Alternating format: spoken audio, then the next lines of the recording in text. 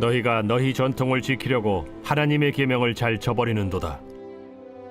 모세는 네 부모를 공경하라 하고 또 아버지나 어머니를 모욕하는 자는 죽임을 당하리라 하였거늘 너희는 이르되 사람이 아버지에게나 어머니에게나 말하기를 내가 드려 유익하게 할 것이 고르반 곧 하나님께 드림이 되었다고 하기만 하면 그만이라 하고. 맹렬한 더위가 계속 되고 있고 다음 주까지는 더위가 계속된다고 하는데, 어제도 다행히 그 소낙비가 잠깐 한번 내려서 더위가 조금 식혀졌나 하는 생각이 듭니다. 아무쪼록 건강 유념하시고, 또 요즘 코로나가 또 유행이라고 하니까 아무튼 또 그런 조심을 또 많이 해야 할 것 같습니다. 공동체에서 우리가 이 서열이라고 하는 것은 매우 중요하다고 봅니다. 우리는 서열 그러면 공산주의가 말하는 아주 살벌한 어떤 서열을 그렇게 먼저 연상할 수 있지만, 어느 집단이나 사람이 모이는 공동체에 있어서는 서열이 있기 마련입니다. 누가 먼저고 나중이라고 정확하게 그렇게 번호를 먹이지는 않지만은 그 안에는 먼저와 나중의 순서가 저절로 정해지는 것을 볼 수가 있습니다. 하다못해 짐승들도 보면은 이 집단 안에서는 분명한 서열이 이렇게 엄격하게 먹여져 있는 것을 보게 되는데, 그리고 그 순서는 상당히 참 엄격해 가지고 먹이를 먹는 거에서부터 시작을 해서 짝짓기를 하는 것까지 철저하게 그 서열이 적용되는 것을 우리는 그 맹수들 사회에서 이렇게 보게 되어집니다. 이 서열을 거역하다가는 말 그대로 참 죽음이죠. 그래서 치열한 그 동물들도 싸움을 합니다. 서열을 결정하기 위해서. 어찌 생각하면 참 모두가 다 평등하기 위해서 인간 사회에서만큼은 이런 서열은 없었으면 하는 생각을 하게 되지만, 우리 인간의 속성이라고 하는 것이 이 순서가 없어지면 질서가 유지될 수가 없고, 또 질서를 잃어버리면 결국은 그 공동체가 무너져 버릴 수밖에 없다고 하는 것입니다. 그래서 이런 인간의 속성을 참 우리 하나님께서 너무나도 잘 알고 질서를 정해주신 인간 서열의 첫 번째 말씀이 뭐냐? 그것이 바로 부모를 공경하라 라고 하는 계명입니다. 오늘 본문도 바로 그런 맥락에서 오늘 본문을 살펴보려고 하는데, 하나님께서는 부모를 하나님 다음 자리에 두셨다. 그러니까 서열이 뭐냐면 하나님 다음에 서열로 두신 분이 누구냐면 부모라고 하는 것입니다. 어느 집사님이 총각 때 이제 늦게 이제 결혼을 조금 늦게 했는데, 총각 때 그래서 열심히 주님을 섬기면서 그 집사 임명을 받게 되었습니다. 이 형이 이제 그 얘기는 이런 얘기예요. 형이 결혼을 해서 형수가 이제 생겼는데, 살림을 하는 그 형 내위가 한 번씩 집에 오면 그 참 형수가 영 마음이 안 드는 거예요. 동생이 볼 때에 형수가 어머니보다 일찍 일어나서, 그래도 모처럼 시댁에 왔으면 먼저 일어나 가지고 시어른들 밥도 좀 지어드리고 그래야 되는데, 자기 어머니가 밥을 반 다 해놓고 이렇게 하면 그때서 그냥 일어나 가지고 그냥 이렇게 조금 거드는 이런 모습이 영 눈에 거슬렸던 것입니다. 물론 맞벌이를 하기 때문에 참 피곤한 것을 이해는 하지만, 그렇다고 해서 모처럼 시댁에 오면 그래도 시부모 그래도 아침이라도 챙겨야 하는 거 아닌가 하는 이 동생의 입장에서는 이제 이런 생각이 자꾸만 들었던 것입니다. 아마 그런 얘기 시어른이 하면은 영영 시댁에 안 올지도 몰라요. 요즘 사회가 참 그런 사회가 됐는데, 아무튼 이 동생이 이 마음이 형수가 마음이 안 들어요. 그래서 그런 불편한 점을 자기 어머니에게 막 투덜거리면서 이럴 수가 있냐 저럴 수가 있냐 하면서 투덜거리면서 얘기를 했답니다.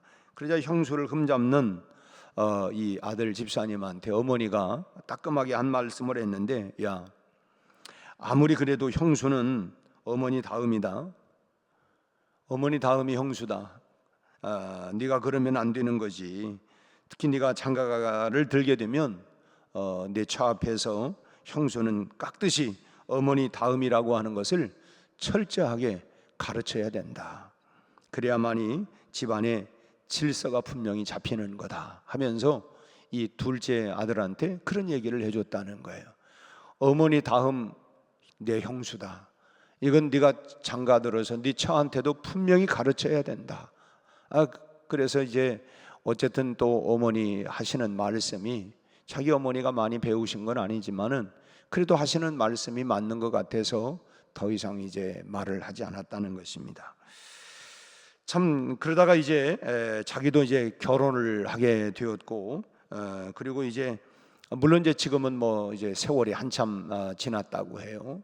결혼을 해서 오래 지냈는데 참 고부간의 갈등도 지금 돌아서 보니까 이제는 뭐 고부간의 갈등도 없고 또 동서간의 우애도 좋아서 참 집안이 모이면 언제나 하하호호 한다고 하는 거예요.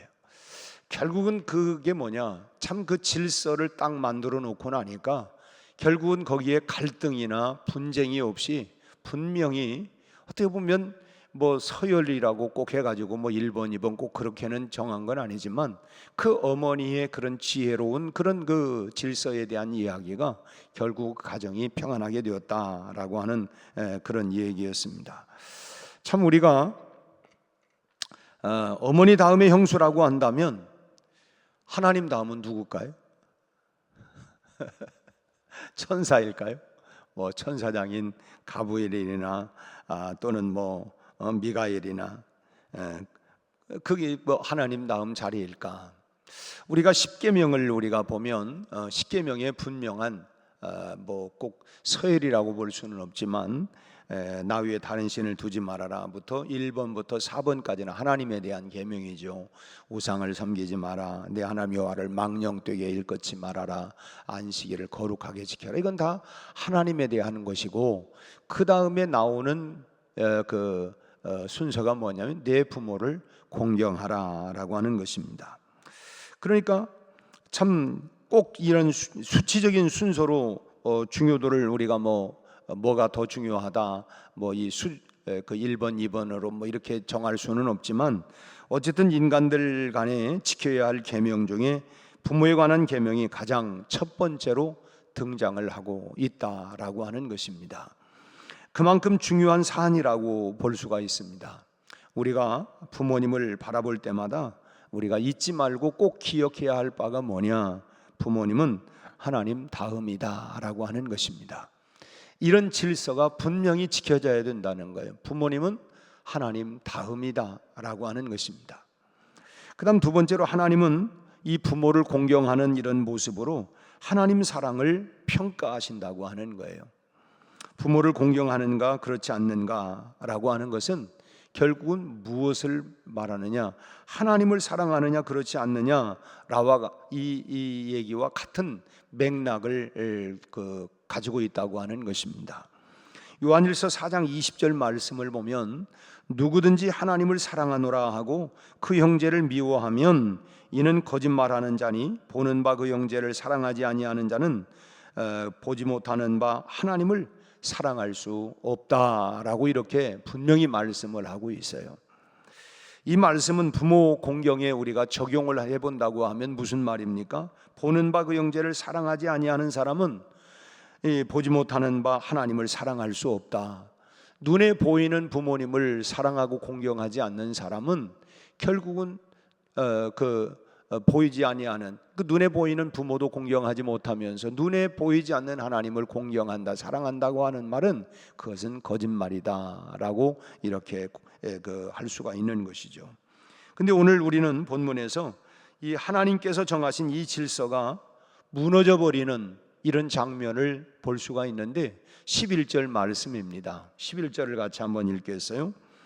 너희는 이르되 사람이 아버지에게나 어머니에게나 말하기를 내가 드려 유익하게 할 것이 고르반 곧 하나님께 드림이 되었다고 하기만 하면 그만이라 하고, 하나님께 드렸다 그러면 그것으로 끝난다. 뭐 여기 고르반이라고 하는 말은 뭐 다시 이제 뭐 내일이라도 이렇게 다 고르반에 대한 말씀을 다시 전하겠습니다만은 이것은 결국 그 기억해야 할 건 뭐냐면 하나님 그 예수님 당시에 이스라엘에서는 바로 이런 질서가 무너져 버렸다고 하는 것입니다. 이런 질서가 마땅히 부모를 공경해 드려야 할 것을 하나님을 핑계로 해가지고 그렇게 드리지 않는 일이 아주 비일비재하게 일어났다는 것입니다.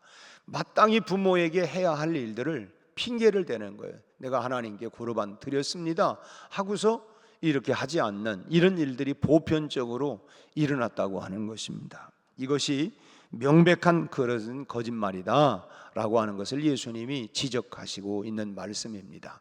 그렇게 율법을 잘 지킨다고 떠들어대던 그 바리새인이나 서기관들을 향하여 이 지금 고르반이라고 하는 하나님께 드리면 됐다라고 하는 것은 결국은 이 계명을 너희들이 스스로가 어기는 거다, 거짓말하는 거다라고 이렇게 지적을 한 것이죠. 우리는 하나님을 핑계로 부모 공경을 소홀히 하는 일은 없겠지만은 다른 일을 핑계로 부모님 공경을 소홀히 해서는 안 된다라고 하는 것입니다. 아까 우리 고현숙 집사님 휴가에 대한 기도도 하고 뭐 부모님에 대한 어르신들에 대한 기도도 했는데 휴가철에 물론 뭐 귀한 휴가지요. 그렇지만은 그런 휴가철에 우리 내 쉼만이 아니라 사실은 이런 시간을 내서 부모를 돌아보고 챙겨드리고 또 함께하고 물론 함께한다고 하는 게 어떤 면에는 또 좀 불편할 수도 있을지 모르지만 그런 부분들이 우리가 부모 공경이 내가 이 핑계 저 핑계로 내가 뭐 주일날은 교회 가니까 못했고요, 평일은 내가 모처럼 쉬는 날이니까 휴가를 가야 하니까 못하고요, 이렇게 우리가 핑계를 대지 말고 우리가 부모 공경에 대한 부분들에 대해서 다시 우리가 생각을 하고 우리가 고르만 했다 뭐 이것으로 끝내버리면 안 된다는 거예요. 다시 말씀을 드리지만 하나님 다음 질서가 바로 부모다라고 하는 것입니다. 부모는 하나님 다음이라고 하는 것을 우리가 기억을 하고 최선을 다해서 우리가 효도를 해야 할 것입니다. 이것이 가정의 질서가 지켜나가는 것이고 모든 이 근간, 이 질서가 지켜져야 모든 인간 사회는 그야말로 안정될 수가 있다고 하는 것입니다. 하나님께서는 이 질서가 무너지는 가정을 결코 축복하지 않는다는 거예요. 여러분, 모든 축복은 이 자연의 현상은 위에서 아래부터 내려져요.